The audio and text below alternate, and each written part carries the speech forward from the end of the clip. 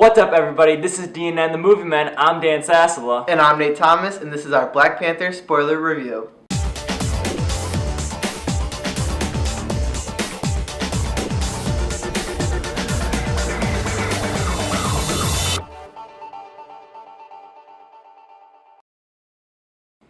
So this is a full spoiler review, so if you haven't seen the movie yet, click away and come back when you have seen it. Alright, so we've both seen the movie twice now, and we liked it as much, if not more, after the second viewing. Let's start off by talking about the villain.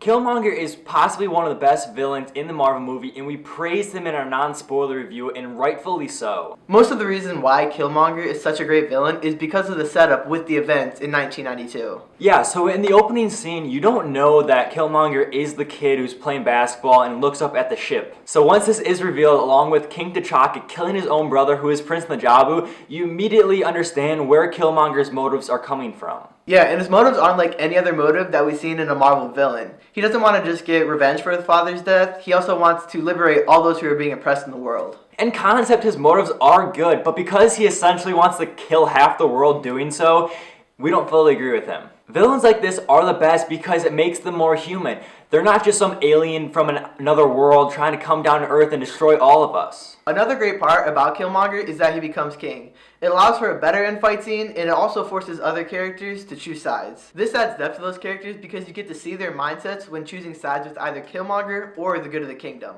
And in this film, the characters and audience have to truly question what is good. Is it hiding from the rest of the world so that others don't abuse the power that Wakanda holds?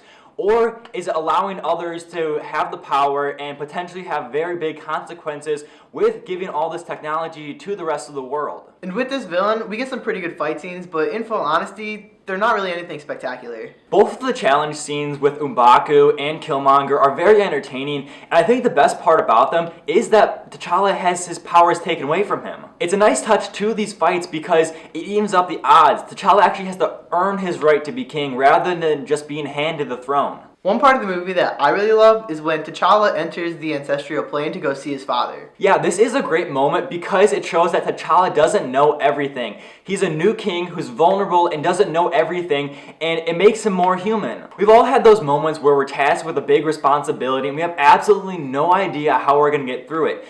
And this is exactly what T'Challa goes through. He's tasked with being a new king and he really doesn't know how to do it, and which is why he has such an emotional moment with his father in the ancestral plane. Also, the visuals of the scene were really gorgeous.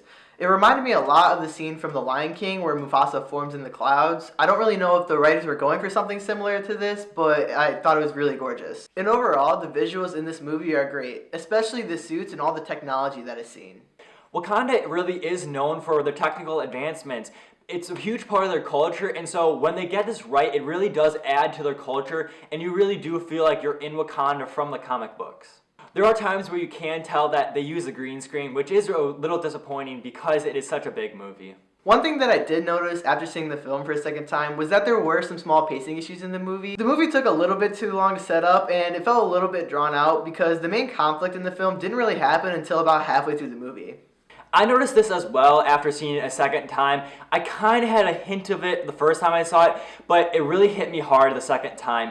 But it's rightfully understanding that they had to do this because there is a lot of setup that they have to do because we've never seen a world like this before, so you have to introduce all this new culture, these new characters that we've never seen before, so it is understandable why it took a little bit too long to set up. Yeah, I still love the beginning of this movie, but the movie does feel like it is in two parts. The first part being a bunch of exposition to set up these characters, and then the second part being the actual conflict between T'Challa and Killmonger. As you mentioned in our non-spoiler review, there is some noticeable exposition at the beginning of this movie, but it's not bad and it doesn't detract from the movie at all. It is actually needed because we don't know a lot about Wakanda, so the exposition really fills in the gaps of who these characters are and what Wakanda actually is. And because we knew almost nothing of this culture, it really separates itself from the Marvel movies, much like Guardians of the Galaxy did. It really is something new and refreshing that Marvel needed leading into Infinity Wars. Exactly, this film is one of our new favorites in the MCU and it makes us even more excited for Infinity Wars. So those are our full thoughts on Black Panther, and we are really curious to hear what you all think. Yeah, if you like this video, please hit that thumbs up button and also leave a comment down below on your favorite parts of the movie. And don't forget to subscribe for more awesome movie reviews.